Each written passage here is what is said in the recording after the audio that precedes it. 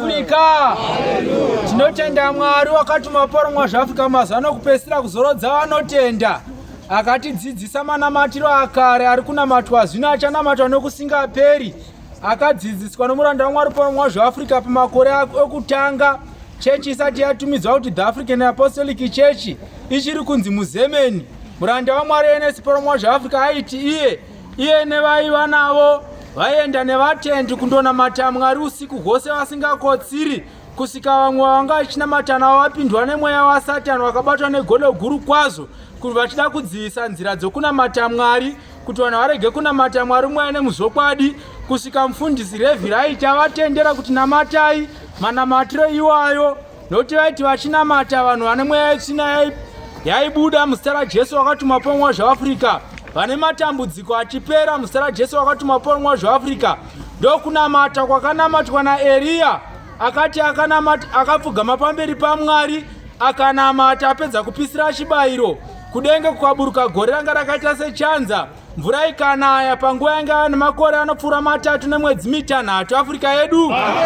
Ndokunamata kwakatiwa naDhanieri ari murwizi rukuru Hijekeri.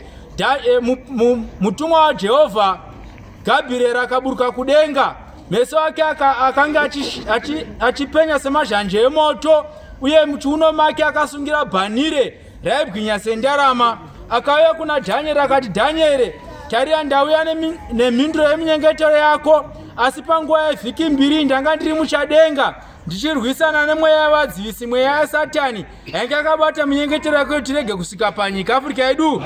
Ndokunamata kwakatiwa naDhavhidhi, zvokuti Dhavhidhi paakatora mukadzi waUria atedza pamberi paJehovha, haana kurangarira chigaro noushe hwake, asi akazvidurura akabuda kunze kwomusha, akapfeka madhumbu akaurukuta mudota, akanamata kuna Jehovha Mwari achireurura kuti Jehovha Mwari amunzwire tsitsi, Mwari amuregerere. Ndokunamata kwatiri kuita pano, kwokuti auya pamberi paJehovha Mwari kuti Mwari aregere kutadza nekuda kwatakaita kwose, kuti titange humwe upenyu utsva kubva zuva ranhasi zvichienda mberi, kuti kunamata kwedu kushanduke, tigone kuti kana tinamata tinonzwa kuti Mwari anzwa kunamata kwangu, kana uchinamata unzwe kuti Mwari anzwa kukumbira kwangu, uye Jehovha akupe mhinduro pekarepo Afrika yedu. Yakapfuura nguva yekunamata tichitadza, yakapfuura nguva yekunamata tichiti mhinduro inononoka, yakapfuura nguva yekunamata vanhu vachinamata vakawanda muziva rumagemenzi.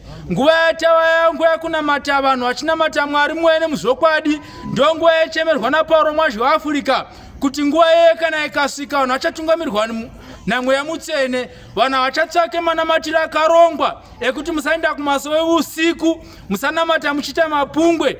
Takadzidziswa kunamata Mwari mumwene muzokwadi. Zvino kunamata Mwari hatifaniri kutendera meso edu kuvata namafungiro edu kukotsira, kusvikira taonera Jehovha Mwari nzvimbo yaangazorora mwoyo medu Afrika yedu.